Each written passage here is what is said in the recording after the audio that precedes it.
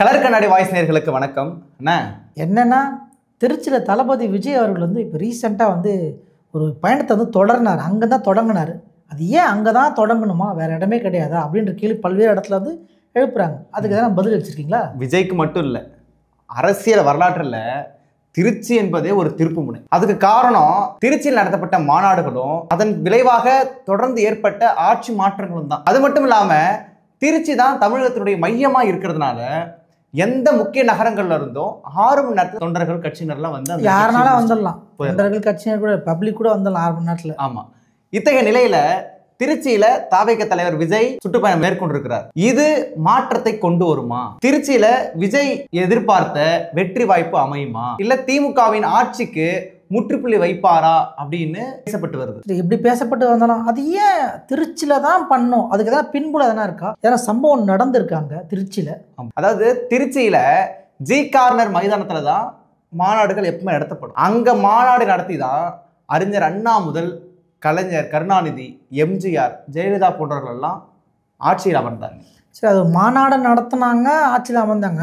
இவர் மாநாடு நடத்தலையே, அவரது பயணத்தை தானே அங்கே தொடங்கினாரு. ஆமா, அதாவது 1949 அறிஞர் அண்ணா அவர்கள் 1949 திராவிட முன்னேற்ற கழகத்தை நிறுவுறாரு. அங்க 2வது மாநில மாநாடு நடத்துறாரு. மாநாடுனா ஒரு நாள் 2 நாள் நடத்துறதுலாம் அப்ப கிடையாது, 3 நாளுக்கு நடத்துவாங்க. ஆமா, அப்படி 1956 ஒரு மாநாடு நடத்துறாரு.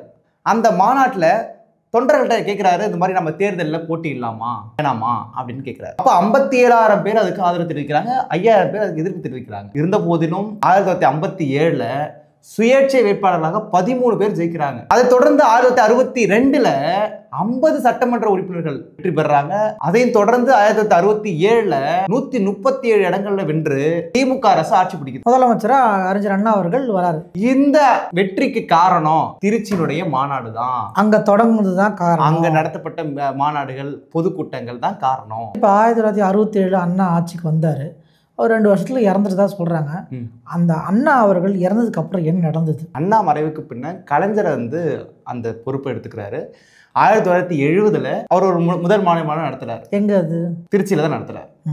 நடத்துனதுக்கு அப்புறம் 1971 184 இடங்கள்ல வெற்றி பெற்று அமோக வெற்றியை பெறாரு. 2வது முறையும் திமுக ஆட்சி அமைக்குது. அப்போ கலைஞருக்கும் எம்ஜிஆர் இடையே இருக்கக்கூடிய ஒரு கருத்து மோதல் காரணமாக எம்ஜிஆர் அதிமுகங்கிற கட்சியை நிறுவுறாரு.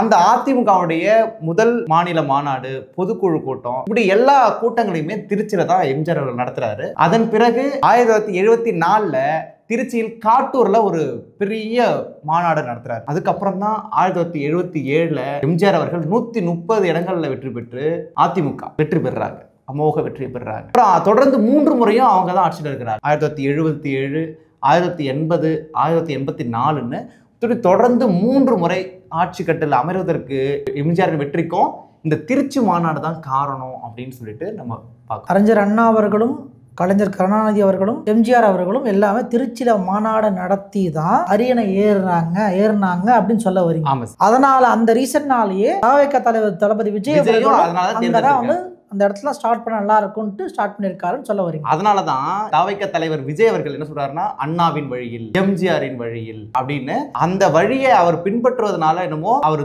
திருச்சியில அந்த மாநாடு நடத்திருக்கிறார். 1990 ராணுவ மைதானத்துல, அது திருச்சியில ராணுவ மைதானம்னு ஒரு மைதானம் இருக்கு, அங்க நடத்திய ஒரு மாநாடு கலைஞர் தலைமையில் நடக்குது, திமுக. ஆமா, அப்படி அவ்வளவு பெரிய மாநாடு நடத்தியும் கூட அந்த தேர்தலில் படும் தோல்வி தான் அவங்க அடைஞ்சிருக்காங்க. ஸோ அப்பயும் அதிமுக ஆட்சிக்கு வராங்க. அதற்கு அப்புறம் தான் 95 கலைஞர் தலைமையில் ஒரு மாநாடு நடக்குது. அதன் பிறகு 1996 173 இடங்கள் பெற்று திமுக மீண்டும் ஆட்சி அமர்றாங்க.